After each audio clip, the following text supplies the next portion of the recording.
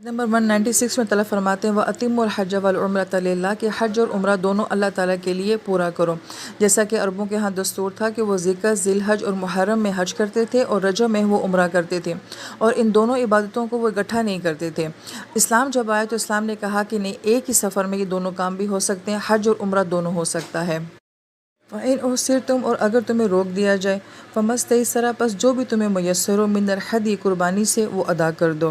اس کا مطلب یہ ہے کہ اگر کوئی شخص حج یا عمرے کا احرام باندھتا ہے اور تو جب تک وہ حج یا عمرے کے اعمال پورے نہ ہو جائیں احرام کھولنا جائز نہیں ہوتا. البتہ اگر کسی کو ایسی مجبوری پیش آ جائے کہ احرام باندھنے کے بعد وہ مکہ مکرمہ تک پہنچ نہیں پایا، اس کے لیے ممکن نہیں رہا، اور نبی علیہ السلام کے ساتھ بھی ایسا ہی ہوا تھا، اور آپ علیہ السلام کے صحابہ جو ہیں وہ عمرے کا احرام باندھ کر روانہ ہوئے تھے، لیکن جب حدیبیہ کے مقام پہ پہنچے تو مشرکین مکہ نے آپ کو آگے بڑھنے سے روک دیا تھا. اسی موقع پر یہ آیات نازل ہوئی تھیں، اور ان میں ایسی صورتحال کا یہ حل بتایا گیا تھا کہ ایسی صورت میں قربانی کر کے احرام کھولا جا سکتا ہے.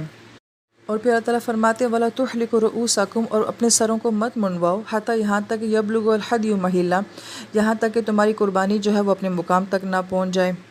کہ اپنے سروں کو اس وقت تک نہیں منڈوانا ہے جب تک کہ قربانی جو ہے اپنی جگہ پر پہنچ نہ جائے، اس کے بعد جو ہے وہ سر منڈوایا جا سکتا ہے. لیکن فمن کانا منکم مریضا لیکن اگر تم میں سے کوئی مریض ہے، اور بھی عظم من رأسہ یا اس کے سر میں کوئی تکلیف ہے، ففدیۃ من صیام او صدقۃ او نسک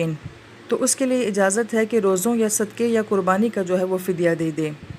فَإِذَا أَمِنْتُمْ پس جب تم امن کی حالت میں آ جاؤ، یعنی کہ جب آپ اپنا حج یا عمرہ پورا کر لیتے ہیں، اس کے بعد جب آپ امن کی حالت میں آتے ہیں، یہاں پہ جو ہے وہ حج کی جو 3 قسمیں ہیں وہ بھی بیان کی جاتی ہیں کہ ایک حج قران ہوتا ہے، ایک حج تمتع ہوتا ہے، اور ایک حج افراد ہوتا ہے. تو جس شخص نے حج اور عمرہ دونوں کیا ہو اور اللہ تعالیٰ نے اس کو دونوں کی جو ہے سعادت دی ہو، تو اس کے لیے یہاں پہ حکم دیا جا رہا ہے کہ فمن تمتع بالعمرۃ الی الحج کہ جس نے عمرے اور حج دونوں سے جو ہے وہ فائدہ اٹھایا ہو، تو اس کے لیے کیا حکم ہے فَمَسْتَيْسَرَ مِنَ الْحَدْیِ کہ اس کو جو کچھ بھی میسر ہوگا قربانی سے وہ اللہ کے حضور میں پیش کر دیں. فَمَن لَمْ یجد اگر جس کے پاس قربانی دینے کے لیے وسائل نہیں ہیں، فَصِيَامُ ثَلَاثَةِ أَيَّامٍ فِي الْحَجِّ تو حج کے دنوں میں وہ 3 روزے رکھے گا. وَسَبْعَةٍ إِذَا رَجَعْتُمْ اور گھر واپس لوٹنے کے بعد باقی 7 روزے جو ہے وہ پورے کرے گا. تِلْکَ عَشَرَةٌ کاملہ یہ پورے 10 روزے ہو جائیں گے.